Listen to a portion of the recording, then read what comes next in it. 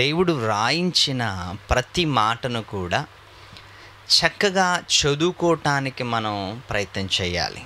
ఎందుకు అంటే దేవుడు మాట్లాడుతున్నప్పుడు దేవుడు ప్రతి వాళ్ళకి అర్థం కావాలి అని, ప్రతి వాళ్ళకి ఈ జ్ఞాన గ్రంథం అర్థం కావాలని దేవుడు ఆలోచించి అందరికీ సరిపడే విధానంగా, అందరికీ చదువుకున్న వాళ్ళకి, పేదవాళ్ళకి, కలెక్టర్లకి, మినిస్టర్లకి అందరికీ అర్థం కావాలి అని దేవుడు ఈ గ్రంథాన్ని వ్రాయించటం జరిగింది. కానీ దీన్ని కేవలం కొందరే అర్థం చేసుకోవటానికి ప్రయత్నం చేస్తున్నారు. మిగతా వాళ్ళందరూ కూడా మాకెందుకులే అనుకొని ఏం చేస్తున్నారంటే వదిలేస్తున్నారు. అందరూ చదువుకోవలసిన గ్రంథము, అందరూ నేర్చుకోవలసిన గ్రంథాన్ని ఈరోజు కొందరే ఎందుకు చదువుకుంటున్నారు, కొందరే ఎందుకు పాటిస్తున్నారు, కొందరే ఎందుకు చర్చికి వెళ్తున్నారు అంటే ప్రియులారా, అవిశ్వాసులైన వారి మనోనేత్రములను అపవాది, ఈ యుగ సంబంధమైన దేవత గుడ్డితనము కలుగు చేసింది అని చెప్పచ్చు. ఎందుకంటే విశ్వాసులుగా ఉండనివ్వకుండా, అవిశ్వాసులని చర్చికి వెళ్ళనివ్వకుండా, ఎంతోమందిని చెరుపుతూ మరి సమాజాన్ని పాడు చేయటానికి అపవాది కంకణం కట్టుకున్నట్లుగా మనకి కనిపిస్తుంది. అందుకే అవిశ్వాసులైన వాళ్ళ మనోనేత్రములను గుడ్డితనము కలుగు చేసింది అంటే ప్రియులారా, అవిశ్వాసులకి ఎంత వాక్యం చెప్పినా, ఎన్నిసార్లు చెప్పినా, ఎన్ని వివరణతో చెప్పినా అర్థం చేసుకోరు. ఎందుకంటే ఆల్రెడీ వాడు గుడ్డితనం కలుగజేశాడు, కళ్ళుకి మాసకు వేసేసాడు, ఏం అర్థం కాకుండా చేశాడు. మరి అర్థం కాకుండా చేసిన వాడు మరి ఈ వాక్యాన్ని మనం ఎక్కించాలంటే ఎంత కష్టపడాలి? వాడు గుడ్డితనం కలుగజేయటానికి ఎంత కష్టపడి ఉంటాడో మనము ఆ గుడ్డితనములో నుంచి వాళ్ళని బయటికి తీసుకురావటానికి అంతే కష్టపడాలి. ఎందుకంటే వాక్యము మనకి సెలవిస్తున్నప్పుడు, వాక్యము మనకి నేర్పించినప్పుడు చాలా చక్కగా మనకి బోధించింది వాక్యం. అందుకే కొరింథీలు రాసిన పత్రికను మనం చదువుకుంటున్నప్పుడు 4వ అధ్యాయం, 1 కొరింథీ రాసిన పత్రిక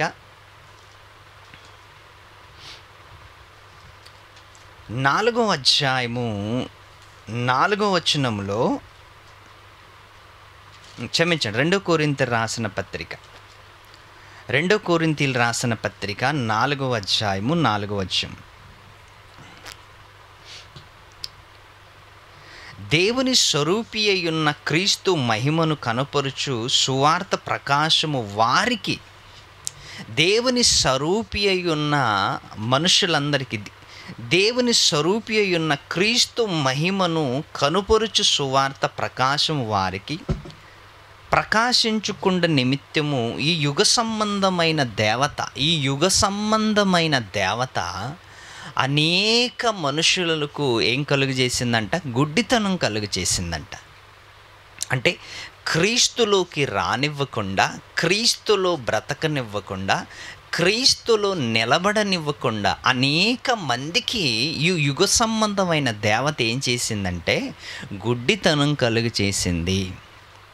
అది గుడ్డితనము కలుగు చేసింది కాబట్టి ఎన్ని ప్రసంగాలు విన్నా మర్చిపోతాం. ఎన్ని ప్రసంగాలు విన్నా మనకి సువార్తల్లో ఒక మంచి విషయాన్ని మనకి జ్ఞాపకం చేసింది బైబిల్. ఏంటంటే విన్న వాక్యాన్ని వచ్చి ఎత్తుకొని వెళ్ళిపోతాడంట వాడు. చూసారా, ఆల్రెడీ అవిశ్వాసులైన వాళ్ళకి మనోనేత్రాలకు గుడ్డితనం కలుగజేసింది.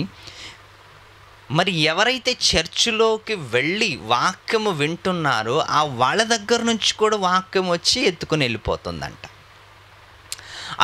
అటు అవిశ్వాసుల్ని చర్చిలోకి రానివ్వదు, ఇటు విశ్వాసులుగా ఉందాము అనుకుంటే, వాక్యం విన్న తర్వాత విందామనుకుంటే, వాక్యం విన్న తర్వాత కూడా విన్న వాక్యాన్ని వచ్చి ఎత్తుకొని వెళ్ళిపోతున్నాడంట. చూసారా, వీడు ఎంత పట్టుదలతో పని చేస్తున్నాడు. అంత పట్టుదలతో మనం చేస్తున్నామా? ఒకసారి ఆలోచించండి. అపవాది ఎంత పట్టుదలతో పనిచేస్తున్నాడో, ఒకవేళ అంతే పట్టుదలతో ఒకవేళ మనము చేస్తే ఈ ప్రపంచానికి ఎప్పుడూ క్రీస్తు సువార్తను ప్రకటించటానికి మనం ప్రయత్నం చేసేవాళ్ళం. ఏమంటున్నాడు?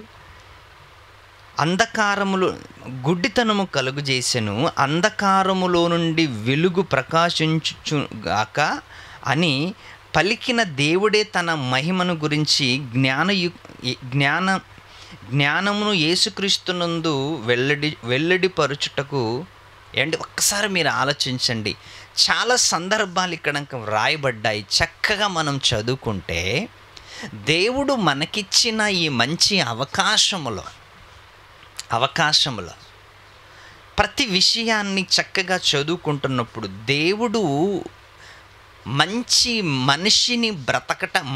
బ్రతకాలని దేవుడు ఆలోచిస్తున్నప్పుడు, మనుషులు మంచిగా బ్రతకాలని ఆలోచిస్తున్నప్పుడు అపవాది మనుషులందరికీ గుడ్డితనం కలుగు చేశాడంట. గుడ్డితనము కలుగు చేసి వాళ్ళందరినీ కూడా లోకములో నుంచి నరకములోకి తీసుకెళ్ళటానికి ప్రయత్నం చేస్తుంది. ఈ భూమి మీద నుంచి నరకములోకి తీసుకెళ్ళటానికి ప్రయత్నం చేస్తుంది అంటే ప్రియులారా, ఒక్కసారి మీరు ఆలోచించండి. వాడు ఎంత స్పీడ్గా పనిచేస్తున్నాడు, వాడు ఎంత స్పీడ్గా దేవుని పిల్లలైన వారిని నరకానికి తీసుకెళ్తున్నాడు. అందుకే 2 తెస్సలోనికలు రాసిన పత్రిక ఒకసారి చదువుకుందాం. 2 తెస్సలోనికలు రాసిన పత్రిక ఒక మంచి విషయాన్ని పౌలు గారు సంఘానికి ఉత్తరాన్ని రాస్తూ 2 తెస్సలోనిక రాసిన పత్రిక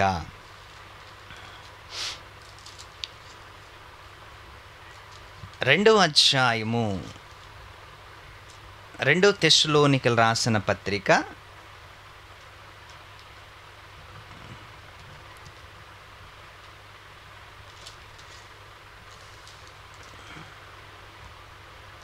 2వ అధ్యాయము 4వ వచనం. 2 తెస్సలోనికలు రాసిన పత్రిక 2వ అధ్యాయము 4వ వచనం. ఏది దేవుడనబడునో, ఏది పూజింపబడునో దాని అంతటిని ఎదిరించుచు. ఏది దేవుడనబడుతుందో, ఏదైతే పూజింపబడుతుందో, ఏది పూజింపబడుతుంది, ప్రస్తుతానికి ఏది దేవుడు అనబడుతుంది మనకందరికీ తెలుసు. ఏది దేవుడు అనబడుతుందో మనకు తెలుసు, ఏది పూజింపబడుతుందో కూడా తెలుసు. మనం ఎవరిని పూజిస్తున్నామో తెలుసు, మనం ఎవరిని దేవుడు అంటున్నామో కూడా తెలుసు. ఎవరికి తెలుసు? మనకు తెలియదు, వాడికి తెలుసు. అందుకే ఏది దేవుడు అనబడునో, ఏది పూజింపబడునో దానంతటిని ఎదిరించుచు ఏదైతే దేవుడు అనబడుతుందో, ఏదైతే పూజింపబడుతుందో, ఏదైతే ఆరాధింపబడుతుందో, ఏదైతే జనాల మధ్య పూజలు అందుకుంటుందో ఆ దేవుడైన దేవునిని ఎదిరించుచు అనుంది బైబిల్లో. ఎవరు ఎదిరిస్తున్నారు? దేవుడంతటి వాడిని ఎదిరించే లక్షణం ఎవరికుంది ప్రపంచంలో? మీరు ఆలోచించండి. దేవుడిని ఎదిరించే శక్తి ప్రపంచంలో ఏదుంది మీరు ఆలోచించండి. ఏదైనా ఉంది అంటే అది అపవాది. అవిశ్వాసులైన వారి మనోనేత్రాలను గుడ్డితనం కలిగి చేసింది. 1, విశ్వాసులైన వాళ్ళకి వాక్యం చెబుదాము అంటే విన్న వాక్యాన్ని కూడా ఎత్తుకొని వెళ్ళిపోతుంది. మరి దేవునిని ఎదిరించు, ఏది దేవుడు అనబడునో, ఏది పూజింపబడునో దానంతటిని ఎదిరించుచు అని ఉంది. ఎదిరిస్తున్నాడంట, దేవుణ్ణి ఎదిరిస్తున్నాడు, దేవుని పిల్లల్ని ఎదిరిస్తున్నాడు. అసలు అపవాదికి ఎంత కక్ష ఎందుకు, ఎంత పట్టుదల ఎందుకు? మీరు ఆలోచించండి. అపవాదికి ఎంత పట్టుదలతో పనిచేస్తున్నాడు అంటే ఆ పట్టుదల ఈరోజు మనలో ఉందా? ఆ పట్టుదల ఈరోజు మనలో కనిపిస్తుందా? ఆ ఆలోచన ఈరోజు మనలో ఉందా? ఆ లక్ష్యం మనలో ఈరోజు మనలో ఉందా? లేదు ప్రియులారా. ఎందుకంటే వాడికున్న పట్టుదల మనకు లేదు, వాడికున్న లక్ష్యం మనకు లేదు, వాడికున్న ఆలోచన మనకు లేదు. ఏది దేవుడు అనబడునో, ఏది పూజింపబడునో దానంతటిని ఎదిరించుచు ఏమండి దానంతటిని ఎదిరించుచు దానంతటికి పైగా